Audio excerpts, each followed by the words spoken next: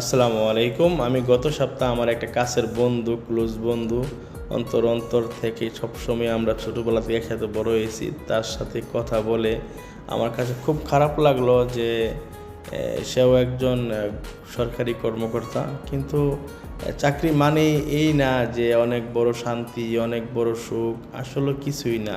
আমার মনে হয় ওনার সাথে কথা বলে বুঝতে পারলাম, হয়তো আমিও জানি না, এতটা বুঝি না, কিন্তু এখন আমি বুঝতে পারলাম চাকরি মানে হচ্ছে একটা প্যারা।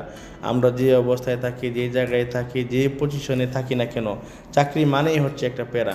সেটাকে আপনি মানতেই হবে। তারপরেও কিন্তু চাকরি যে না করলে চলবে তা কিন্তু না, চাকরিও কিন্তু অনেক প্রয়োজন, very important, but sometime, but not always. So কিছু কিছু ক্ষেত্রে হয় কি জানেন, আমাদের মোহাম্মদ সাল্লাহ সাল্লাম, হযরত মোহাম্মদ সাল্লাহ সাল্লাম কিন্তু ব্যবসা করতেন, বিজনেস।